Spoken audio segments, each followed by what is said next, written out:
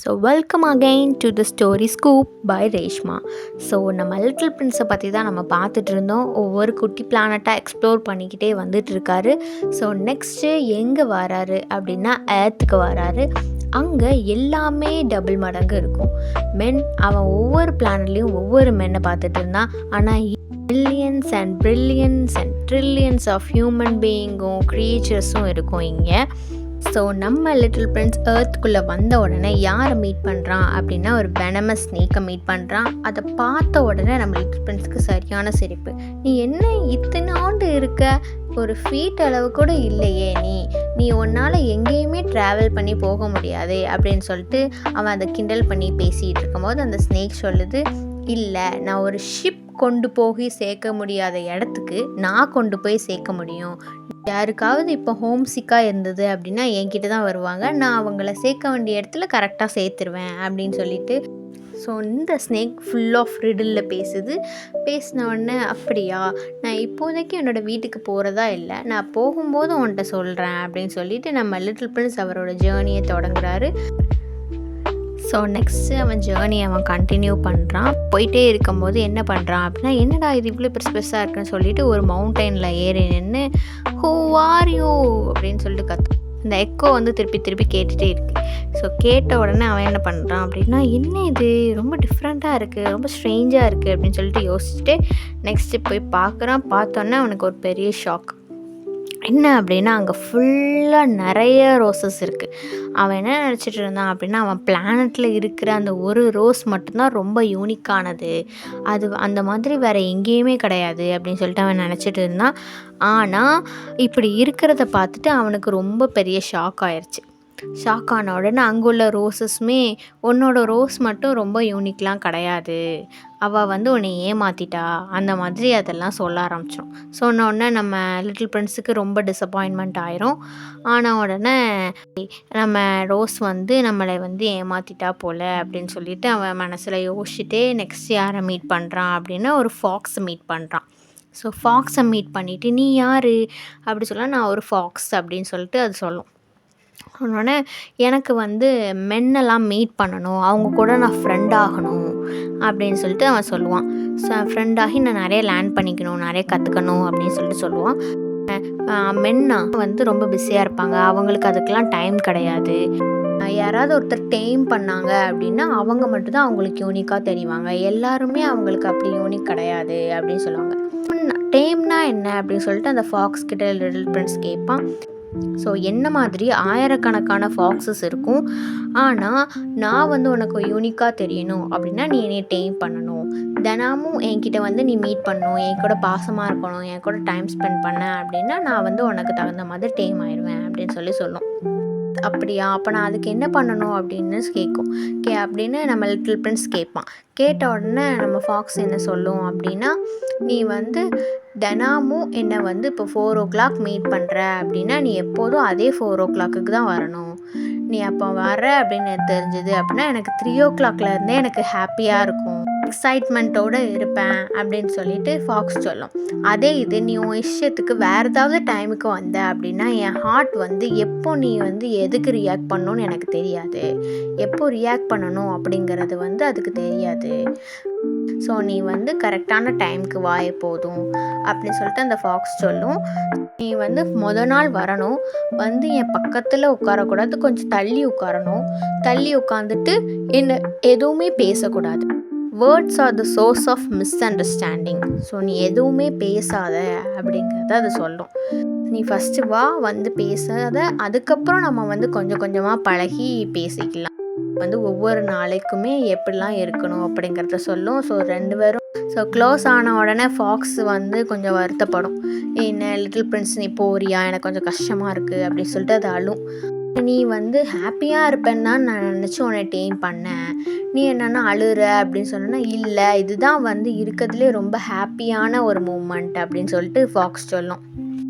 எல்லாமே கொஞ்சம் கொஞ்சமாக பழகுனா அப்படின்னா தான் நம்மளுக்கு செலிப்ரேட் பண்ணணும்னு தோணும், ஒரு செரிமனி மாதிரி இருக்கும். அதே இது நம்ம ரெகுலராக ஆகிட்டோம் அப்படின்னா அது பெருசாக தெரியாது. இப்போ பாரேன், என்னைய ஒரு ஃபாக்ஸ் இப்போ என்னோடய ஹண்டர்ஸ்லாம் என்ன பண்ணுவாங்க அப்படின்னா, ஸோ ஃபாக்ஸ் நெக்ஸ்ட்டு அது அழுதுகிட்டே இது சொல்லுது, நான் ஹாப்பியாக தான் இருக்கேன் அப்படின்னு சொல்லிட்டு சொல்லுது. நான் வந்து உனக்கு ஒரு சீக்ரெட் வச்சுருக்கேன், நீ வந்து அந்த ரோஸஸை போய் மீட் பண்ணிட்டு வா, அதுக்கப்புறம் நான் வந்து அந்த சீக்ரெட் கிஃப்ட்டை உனக்கு தாரேன் அப்படின்னு சொல்லிட்டு அந்த ஃபாக்ஸ் சொல்லும். சொன்னக்கப்புறம் இவன் போய் ரோஸஸை மீட் பண்ணுறான். அவன் அதுக்கிட்ட போய் சொல்கிறான். இப்போ தான் அவன் ரியலைஸ் பண்ணியிருக்கான். After the fox he realize this rose is unique அப்படின்னு சொல்லிட்டு போய் அந்த ரோஸஸ் கிட்டலாம் போய் டயலாக் பேசுகிறான். என்னோடய ரோஸ் எப்படி தெரியுமா, அதுவா வந்து ரொம்ப அழகாக இருப்பா, அவளை தான் நான் வந்து அட்மையர் பண்ணியிருக்கேன், அவள் உங்களை மாதிரிலாம் கிடையாது, அவள் ரொம்ப யூனிக், அவளை நான் ப்ரொடெக்ட் பண்ணியிருக்கணும், அவளை ப்ரொடெக்ட் பண்ணுறதை விட்டுட்டு நான் இங்கே வந்துட்டேன், நான் தப்பு பண்ணிட்டேன், அவளை தேடி நான் போக போகிறேன் திருப்பி அப்படின்னு சொல்லிட்டு நம்ம லிட்டில் பிரின்ஸ் ரோஸஸ் கிட்ட பேசிட்டு நெக்ஸ்ட்டு ஃபாக்ஸ் கிட்ட வாரான். மீட் பண்ணக்கப்புறம் நான் வந்து உன்கிட்ட ஒரு சீக்ரெட் சொல்லணும் அப்படின்னு சொல்லிட்டு ஃபாக்ஸ் சொல்லுது. டைமை வந்து நீ வேஸ்ட் பண்ணிட்டேன்னு மட்டும் நினைக்காத, இது உன்னோட ரோஸை வந்து ரொம்ப இம்பார்ட்டண்ட்டாக உனக்கு தெரிய வைக்குது. ஸோ என்றைக்குமே அதை நீ மறந்துடாத, என்றைக்குமே பொறுமையாக இருந்து யோசிப்பாரு, உனக்கே தெரியும். நம்ம ஃபாக்ஸ் வந்து ஒரு நல்ல ஃபிலாசபியை நம்ம லிட்டில் பிரின்ஸுக்கு சொல்லிடுறான். men have forgotten this truth அப்படின்னு சொல்கிறான். இந்த டைம் வந்து என்றைக்கு சேவ் பண்ணணும், என்றைக்கு சேவ் பண்ணக்கூடாது, என்றைக்கு வேஸ்ட் பண்ணக்கூடாதுங்கிறது வந்து மென்னுக்கு தெரிய மாட்டேக்கு. அவங்க வேஸ்ட் பண்ணிகிட்ருக்கோங்கிற டைம் தான் வந்து அது ரொம்ப ப்ரிஷியஸாக இருக்கும் அப்படிங்கிறத வந்து ஃபாக்ஸ் அழகாக சொல்லுது. It is the time you have wasted for your rose that makes your rose so important அப்படின்னு சொல்லிட்டு ஃபாக்ஸ் அழகாக சொல்லுது. So this is my gift for you சொல்லி முடிச்சிட்டேன். ஸோ நம்ம லிட்டில் பிரின்ஸ் அதுக்கப்புறம் தான் வந்து I am responsible for my rose அப்படின்னு சொல்லிட்டு கிளம்புறான்.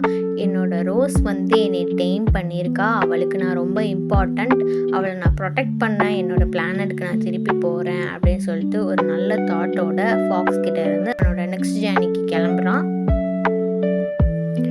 ஸோ நெக்ஸ்ட்டு நம்ம லிட்டில் பிரின்ஸ் யாரை மீட் பண்ணுறாரு அப்படின்னா ஸ்விட்ச்மேனை மீட் பண்ணுறாரு. ஸோ ரயில்வேயில் இருக்கிற ஸ்விட்ச்மேனை மீட் பண்ணுறாரு. மீட் பண்ணக்கப்புறம் அவர் என்ன சொல்கிறாரு அப்படின்னா, இந்த மக்கள்லாம் எங்கே போயிட்டு வராங்க அப்படி சொல்லி கேட்டதுக்கு அவங்க போகலை வாராங்க அப்படின்னு சொல்லிட்டு நம்ம ஸ்விட்ச்மேன் சொல்கிறாரு. சொன்னக்கப்புறம் ஏன் அப்போ போனாங்க அப்படி சொல்லி கேட்டதுக்கு அவங்களோட இருக்கிற ப்ளேஸ் அவங்களுக்கு பிடிக்காதா, எங்கேயும் அவங்க இருக்கிற பிளேஸ் அவங்களுக்கு சாட்டிஸ்ஃபையாக இல்லையா அப்படின்னு சொல்லிட்டு கேட்டதுக்கு ஆமாம் இவங்க இப்படி தான், அவங்க போயிட்டு வருவாங்க, அதுவும் டயர்டாக வருவாங்க, ஜேர்னியை கூட என்ஜாய் பண்ண மாட்டாங்க, ஆனால் சில்ட்ரன்ஸ் அப்படி இருக்க மாட்டாங்க, அவங்க என்ஜாய் பண்ணுவாங்க. இதே மாதிரி நிறையா யோசனைகளோட கொஷினோட நம்ம லிட்டில் பிரின்ஸ் நெக்ஸ்ட் போகிறோம். அதுக்கப்புறம் தான் யாரை மீட் பண்ணுறான் அப்படின்னா நம்ம பைலட்டை மீட் பண்ணுறான். ஸோ இவங்க ரெண்டாவது பேசிக்கிட்டே இருக்காங்க. அவனோட ஸ்டோரியெல்லாம் சொல்லி முடிச்சிட்டான். நம்ம லிட்டில் பிரின்ஸை பற்றி இவருக்கும் ஒரு நல்ல இம்ப்ரெஷன் வந்துருச்சு நம்ம பைலட்டுக்கு. அவன்கிட்ட இருந்து நிறைய லேர்ன் பண்ணிக்கிட்டான். நம்ம வந்து எப்படி ஹாப்பியாக இருக்கணும், சின்ன வயசில் இருந்தே அவனை மாதிரி ஒரு பிரைட்டாக இருக்கணும் அப்படின்னு சொல்லிட்டு.